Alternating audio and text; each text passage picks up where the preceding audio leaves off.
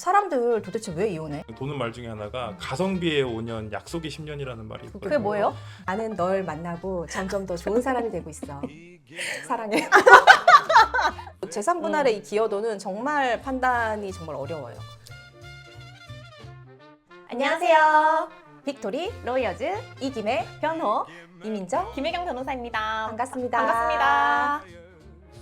네, 변호사님 오늘 저희가 준비한 주제가 뭔가요? 네, 저희가 이제 14년차 변호사고 또 이혼 사건을 많이 다루는 이혼 가사법 전문 변호사다 보니까 이제까지 진행한 이혼 사건 수가 이제 상당합니다. 그렇죠. 또 상담은 그보다 훨씬 많이 하게 되니까 사실은 저희가 다룬 상담 사례를 따지면 한 수천 건 이상 될 것 같은데요. 이제 그렇다 보니까 평소에 주변에서 많이 듣는 질문 중에 하나가 사람들 도대체 왜 이혼해? 그렇죠. 이거랑 이혼 안 하려면 대체 어떤 사람이랑 결혼해야 돼? 이런 질문 저희가 많이 받잖아요. 맞습니다. 네, 저희가 이제 14년차 이혼 전문 변호사로서 정리를 해드리려고 하는데요. 이런 사람이랑 결혼하면 반드시 이혼한다. 결혼할 때 꼭 피해야 할 배우자 유형. 네, 변호사님은 그간 이제 수천 건, 많은 소송을 진행을 하시고 상담 진행하시면서 돌이켜 봤을 때 이런 사람은 안 된다, 이런 유형이 있었나요? 물론 있죠. 네, 우선 이혼 사유 3대장 우리가 이제 짚고 넘어가야 될 것 그렇죠, 같은데요. 그렇죠. 첫 번째, 폭력과 폭언입니다. 일반적으로 가정폭력하면 가장 먼저 떠오르는 폭력행위. 직접 때린다거나 물리적인 힘, 도구 이런 거 이용해서 남의 몸에 직접 유형력을 행사하는 것이 이제 대표적인데요. 꼭 직접 때리지 않더라도 물건을 집어 던지거나 아니면 남의 몸을 꽉 이렇게 움켜쥐는 것, 막 맞아요, 맞아요. 손목 꽉 잡아당기고 막 이런 맞아요. 거. 네, 이런 것도 신체적인 폭력에 해당합니다. 그간의 사례들을 보면 근데 사실 처음부터 바로 때리진 않아요. 처음에는 잔잔하게 어떤 시작하나요? 폭력적인 성향부터 이제 시작이 됩니다. 그래서 뭐 물건을 보는 데서 위협적으로 집어 던진다거나 아니면은 보란 듯이 물건을 부순다거나 옷을 찢는다거나 이런 간접적인 폭력 성향을 보이다가 결국에는 직접 폭력을 가하는 경우로 가는 경우가 많았습니다. 네, 그리고 이런 신체적 폭력 이외에도 폭언을 한다던가 무시하는 말, 모욕적인 말 같은 이런 정서적 학대도 만만치 않은데요. 큰 소리로 소리 지르면서 비난을 하거나 뭐 삐삐 거리는 그런 욕설들, 그리고 협박을 하거나 위협하는 그런 다양한 방식으로 배우자를 힘들게 합니다. 특히 이제 오랜 기간 동안 폭력과 이런 정서적 학대에 시달리다 보면 이게 가스라이팅을 당하게 되면서 본인이 가정폭력 피해자임에도 불구하고 인식하지 못하고 이제 오랜 세월 보낼 수 있게 되잖아요. 그런 상황을 생각해보면 정말 끔찍한데요. 그 많은 분들이 이제 가정폭력 피해자 는 이제 여자가 많을 거다라고 생각을 하는데 실질적으로 여자가 많기도 하지만 요즘 들어서는 남성 피해자도 좀 많이 늘어나고 있고 변호사님도 사례 진행하다 보면 남자분이 오히려 배우자분에게 맞는 경우도 많지 않나요? 네. 두 번째 대표적 이혼 사유는 아무래도 부정행위 아닐까요? 제 체감상 이혼 상담으로 오는 분들의 한 3분의 1 정도는 배우자의 부정행위로 인한 상담이 아닌가 싶을 정도로 사실 흔한 이혼 사유죠. 네, 맞습니다. 근데 만약에 연애 중에 상대방이 바람을 피우는 거를 발각을 했다. 그러면 사실 굉장히 고민이 많이 될 것 같긴 하거든요. 만약에 그 사람이 정말 심각하게 나랑 양다리였다라고 하면 정말 깔끔하게 쳐낼 수 있을 것 같은데 그냥 좀 연락만 주고받은 것 같아. 이 와중에 이제 상대방이 뭐 바지가랑이를 붙잡으면서 집 앞에 찾아와서 미안하다, 다시는 안 그러겠다 이렇게 싹싹 빌어. 그럼 그 상황에서 내가 상대방에게 감정이 남아있고 사랑하는데 어떡하지? 라고 고민이 된다. 그러면서 한 번만 기회를 더 줘볼까? 라고 생각하시는 분들이 분명히 있을 거란 말이에요. 그러면 변호사님은 이런 사람이랑 결혼까지 가는 거 어떻게 생각하세요? 네, 저는 안 된다고 봅니다. 살갑군요. 네, 물론 뭐 개인의 선택이긴 합니다만 누구나 살면서 유혹을 느낄 수 있고 실수도 할 수는 있죠. 근데 죄송하지만 저는 한 번 바람 피운 사람은 두 번, 세 번도 가능하다고 생각을 합니다. 왜냐하면 그런 케이스들을 제가 많이 봤기 때문에 그런 것 같아요. 제 의뢰인 중에 상간녀 3명한테 손해배상 소송 하신 분이 있거든요. 약 3년에 걸쳐서 이 3명의 피고들에게 순차적으로 소송을 했고 제가 다 승소를 해서 소송 비용까지 위자료랑 소송 비용까지 다 받아들이고 했습니다만 결국에는 이 배우자가 반복해서 또 바람을 피웠다는 그런 얘기인 거니까요. 네. 저도 비슷한 생각인데요. 연애 때 이미 신뢰를 저버린 사람이잖아요. 결혼 이후에 과연 부부 사이의 신뢰가 지켜질 수 있을지, 그리고 또 내가 한번 배신을 당했기 때문에 끊임없이 상대방을 의심할 것 같거든요. 이런 결혼 생활은 정말 별로인 것 같습니다. 네, 내가 평생 의심의 실마리를 안고 사는 게 오히려 지옥일 수도 있다는 그런 얘기인 것 같고요. 네, 지금까지 이제 두 가지 치명적인 이혼 사유 말씀드렸는데 폭력, 부정행위 이렇게 그쵸. 말씀드렸죠. 제가 여기서 하나만 더 추가를 하자면 술입니다. 술. 술. 아니 술이 왜 그게. 적당히 마시면 되는 거 아니야? 건전하게 즐기면 되지. 이렇게 하실 수도 있는데요. 물론 부부가 둘 다 술을 이제 적당히 좋아해서 퇴근에 같이 이제 맥주 한잔 하고 뭐 와인 한잔 하고 함께 대화도 나누고 네. 이제 그런 정도면야 얼마나 좋겠어요. 근데 그런 훈훈한 음주는 사실 부부가 함께 살이 좀 찐다 이런 거 외에는 적극 추천, 네. 적극 찬성인데 문제는 음주 문화가 이혼 사유로 이어지는 경우가 또 너무 많습니다. 네, 맞습니다. 일단 우리나라 그 음주 문화, 유흥 문화라는 게 현실상 이제 건전하게 적당히 술을 먹고 끝낸다? 이게 상당히 어렵잖아요. 거의 뭐 마시기 시작하면 이제 끝까지 간다 이런 건데 이런 부분 때문에 사실 부부간에 이제 사소한 다툼이 시작되고 이로 인해서 갈등이 점점 커지게 되고 이 술이 문제인 이유가 결국은 저희가 앞에서 이야기했던 두 가지 사유, 그러니까 폭력과 부정행위가 어떻게 보면 이제 술과 그 발생이 굉장히 밀접한 관계가 있다는 겁니다. 둘이 이제 거의 세트처럼. 맞아요. 네. 세트죠. 그래서 술을 마셔서 만취가 된 상태에서 폭력행위를 한다던가 또 술을 마셔서 정신이 조금 혼미해진 상태에서 부정행위를 한다던가 상대방은 매력적으로 보였다 이러면서 그래서 술로 인해서 모든 갈등이 시작되는 경우가 많아요. 네, 흔한 예로 사실 요즘 저희가 너무나 자주 접하는 사내불륜의 경우를 보더라도 보통 이제 문제가 생기는 게 회식 자리. 그쵸. 술 한잔 했는데 이제 좀 과했을 때. 아니면 이제 같이 외근을 나갔다가 이제 둘이 저녁 먹으면서 이제 반주 한잔 하기 시작했는데 집에 가야지. 근데 이제 서로 술이 취하니까 격식이 없어지고 뭐 편해지고 갑자기 매력이 느껴지고 그러다가 이제 사고가 나고 이런 경우 솔직히 많이 봤습니다. 그러니까 저도 사실은 맛있는 음식이랑 이제 와인 한잔 하는 거 좋아하고 이제 좋은 사람들이가 이제 술자리에서 대화하고 이런 거 굉장히 좋아하는데 술이 위험 요소를 안고 있는 것 자체는 이제 결코 부인하지 못하고요. 사실 술은 죄가 없고 마시는 사람이 죄인 거죠. 맞습니다. 네. 그럼 이제 가장 흔한 이혼 사유 세 가지를 정리해 봤는데요. 폭력, 이제 부정행위, 술이고요. 이 세 가지는 연애할 때 살펴보면서 좀 아니다 싶으면 이제 절대 결혼하지 않기를 조언 드리고 싶고 이건 외에도 뭐 한 가지씩 뭐 말해본다면 어떤 게 있을까요? 저는 좀 추상적일 수 있는데 연애를 할 때 그 본인 스스로의 모습을 한번 체크해 봤으면 좋겠습니다. 어떤 연애는 상대방과 만나면서 내가 점점 더 안정되고 좋은 방향으로 가게 되고 우리 왜 그 감동적인 프로포즈 멘트 중에 그런 거 있잖아요. 어떤 거요? 나는 널 만나고 점점 더 좋은 사람이 되고 있어. 막 이런 것처럼 카메라 보고 한 번 더? 네? 카메라 보고 한 번 더.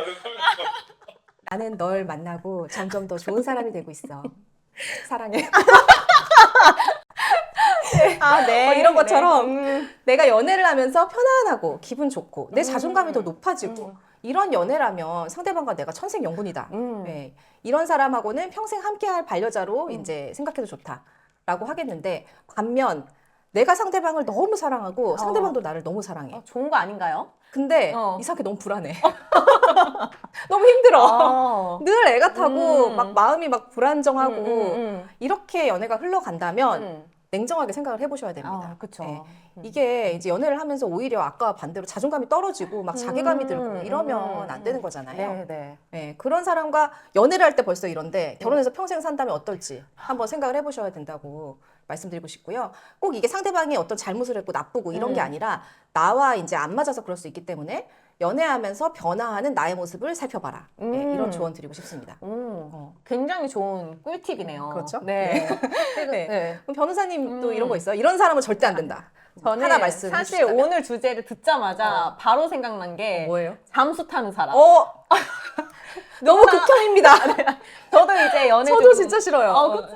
저도 이제 당한 적이 있기 때문에 이제 잠수 타는 사람은 절대 안 된다라는 입장인데 이제 흔히 동굴에 들어간다는 표현도 하잖아요. 연애를 하든 결혼을 하든 어찌됐든 간에 두 사람이 행복하고 잘 살 수 있으면 좋겠지만 늘 행복할 수 없고 갈등이 생기기 때문에 그렇게 되면 대화를 하고 이렇게 풀어 나가야 되는데 이거를 잠수를 타고 회피를 하고 외면을 하면 이런 게 갈등이 해결되지 않고 오히려 오해와 분노만 쌓이게 되잖아요. 그러니까 사실 잠수 타면 이 사람 진짜 왜 이러는 거야? 이런 잠수를 거가. 타면 처음엔 약간 걱정이 돼. 어, 처음에는. 그치. 그러니까 이게 반복되면은 이제 처음부터 화가 나는데 그게 아니라 처음 잠수를 탔다 그러면 처음에 걱정이 되잖아. 진짜 무슨 일이 있나? 사고가 났나? 그치. 근데 그렇게 나중에는 하다가 아닌 걸 알게 됐을 때 그 분노가 이루 말할 수가 없어. 내가 얼마나 우스워 보였으면 너가 그치. 잠수를 타니? 약간 이렇게 되죠. 잠깐 여기서 질문 하나. 그렇다면 사실 우리 변호사인 분들한테 많은 사람들이 궁금해하는 게 잘 싸우는 법. 잘 싸우는 법이요? 그러니까 문제 해결을 어떻게 연인 간에 좀 변호사로서 어떤 그런 게 있냐. 목소리 큰 사람이기도 하고. 법보다 결국 변호사도 법보다 주먹입니다. 법보다 아니, 그 주먹. 기세. 아니 뭐 별로가 아니, 없다. 아니, 일단은 저희는 이제 리갈 마인드와 철저한 논리로 절대 싸움을 지지 않는다 말씀드리고요. 네. 그러나 기세다. 기세다. 싸움은 기세다.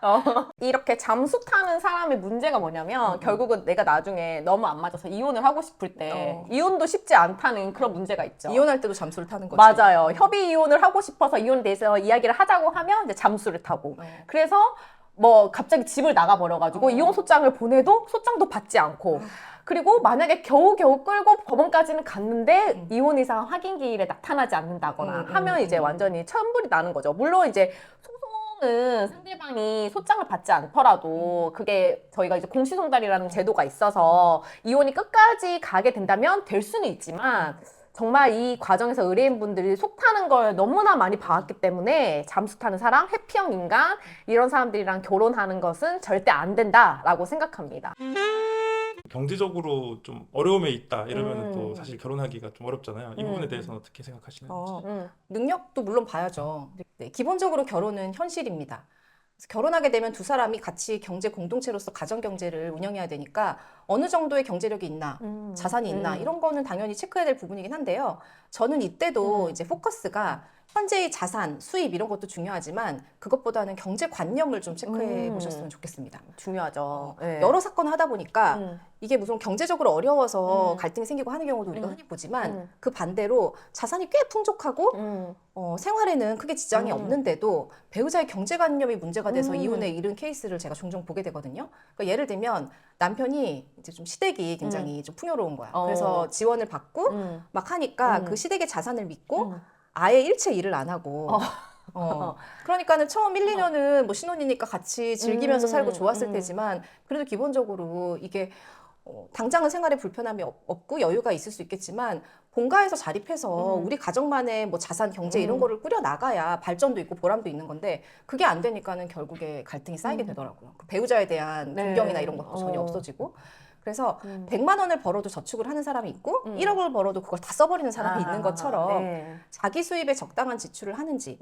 또 스스로 벌어서 좀 발전적으로 자산을 쌓아 나가고자 하는 의지, 계획 이런 게 있는지 그런 거 경제관념을 체크해 보셔야 된다. 그런 생각입니다. 그럼 방금 말씀 주신 이 사례를 예를 들었을 때 이 남자가 이렇게 흥청망청 살았는데 네.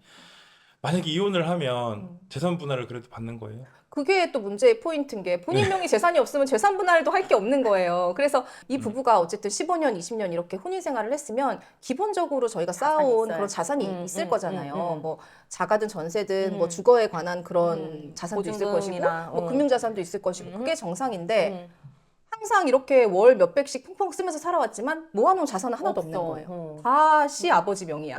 그러면 재산 분할을 또 못 받기 때문에 나중에 이혼할 때도 이건 문제가 될 수 있죠. 아예 명의가 없으면 아예 못 받는다. 그게 차명재산인 게 입증이 되면 상관없는데 지금 이 변호사님이 말한 케이스는 온전히 시댁으로부터 경제적으로 도움을 다 받았기 때문에 내 재산이 없는 거야. 그러니까 내 재산이 없는데 분할할 재산이 당연히 없는 거지. 재산 분할 대상 자체가 없는 거예요. 기여도를 따지기 전에. 그럼 만약에 그 너무 좋게 봐가지고 처음에 명의로 해줬어 집을 누구 명의로요? 공동 명의로 집을 해준 거예요. 그거는 그거를. 재산 분할 대상이죠. 그러니까 퐁퐁 놀았어도. 그렇죠. 알겠습니다. 혼인 기간에 따라 좀 다를 수는 있겠지만은 하여튼 그렇습니다. 보통 5년 10년 얘기하던데요. 5년, 아니, 그렇지 4년, 않아요. 4년 11개월까지 막 안 되던 게 5년 5년 1개월이 되고 그렇진 이런 건 않고. 아닌데요. 이제 네. 크게 이제 5년이 다르고 또 10년이 다르고 15년, 20년이 요즘에는 다르고. 맞아 10년이랑 오히려 20년? 저는 오히려 더 크게 얘기를 해요. 도는 말 중에 하나가 가성비의 5년, 약속의 10년이라는 말이 있거든요. 그게 뭐예요? 가성비의 5년. 가성비 5년 뭐지? 그러니까 5년만 지나면은 최소한 뭐 몇 프로더라. 아무튼 꽤 반 정도는 받을 수 있다. 뭐 이렇게 얘기가 돌고. 그건 아니에요. 아니죠? 아니에요. 그거는 그 절대 이상일 아니에요. 수도 그 적을 수도 재산 분할의 이 기여도는 정말 판단이 정말 어려워요. 정말 그 주요 재산 분할 대상을 어떻게 형성했는지, 두 사람의 소득 차이, 뭐 그리고 혼인 시작할 때 양가에서 어떤 도움을 받았는지 정말 종합적인 걸 다 고려해서 판단하는 거지. 5년 살았으면 뭐 반, 뭐 그렇게 딱딱 산술적으로 떨어질 수 있는 그런 건 아니에요. 그래? 아닙니다. 아닙니다. 그래요? 제 아는 사람은 8년 만에 했는데 꽤 많이 그럴 만한 사정이 있겠지. 있었겠죠. 그럴 만한 그러니까 아, 남들이 뭐 네. 많이 받았다더라, 적게 네, 받았다더라 네. 하면 다 그럴 만한 사정이 있다라고 생각하시면 됩니다. 그러니까 그런 속사정을 모른 채로 너무 그냥 일반적으로 결혼 생각하지 마라. 기간만으로 일반화시키면 절대 안 된다. 인터넷에서 보니까 식탐 때문에 그 이혼을 아하. 결심했다는 글이 있던데요. 네. 이건 어떻게 되는 거죠? 예를 들면은 치킨을 시켰는데 그 물 버리러 어. 갔다가 온 사이에 다리를 남자가 다 먹어버린 거야. 아, 이건 네. 거의 약간 인성문제 아닌가요? 아니, 닭이 다리가 2개인 이유가 하나씩 논아 먹으라고 한 건데, 지금 홀랑 2개를 다 먹는 거는 이제 농담으로 얘기했지만, 이건 정말 단순 식탐인 거를 떠나서 배우자에 대한 기본적인 애정과 배려의 문제라고 생각하고, 아, 근데 약간 예외 사유가 있겠네요. 뭐. 배우자가 가슴살만 너무 좋아해. 아, 그런 경우를 제외하고는, 아, 치킨이 가장 맛있는 부위는 각각 나눠 먹는 게 맞고요. 사실 치킨 다리를 배우자한테 하나 먹을래? 물어보지 않고 혼자서 이제 쏠랑 다 먹어버릴 정도면 쏠랑. 그냥 혼자 살아야 되지 않나 이런 생각이 들고요. 사실 이제 결혼해서 본색을 드러내는 경우도 있지만 이미 이 남자분은 연애 때부터 치킨 다리 2개를 먹으셨던 분인 것 같아요. 그래서 싹이 보인다면 진지하게 생각해 보시기를 바라고, 아, 먹는 걸로 너무 정색하는 거 아니냐, 너무 야박하다라고 하실 수 있지만 이제 하나를 보면 열을 안다고, 이제 서로 하트 뿅뿅하던 연애 시절에도 내 남자친구가 여자친구 입에 들어가는 음식을 아까워하는 사람이다라고 하면 이제 손절해야죠. 손절. 네. 식탐 손절입니다. 식탐 손절.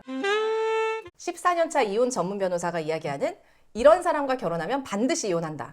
이런 사람이랑 절대 결혼하지 마라. 네, 이런 얘기 나누고 있는데 이거 저희 말하자면 끝이 없겠는데요. 아, 그러니까요. 여러분들은 저희가 이야기한 내용에 모두 공감이 되셨나요? 저희가 말씀드린 거 말고도 이런 배우자 절대 안 된다, 반드시 걸러라 라고 하는 사유가 있으면 댓글에 많이 적어주시고요. 저희가 댓글을 살펴보고 2탄을 준비해 보도록 하겠습니다. 네, 많은 참여 부탁드리고요. 오늘 영상이 도움이 되고 재미있으셨다면 구독, 좋아요. 부탁드리겠습니다. 지금까지 이김의 변호였습니다. 여러분 또 만나요.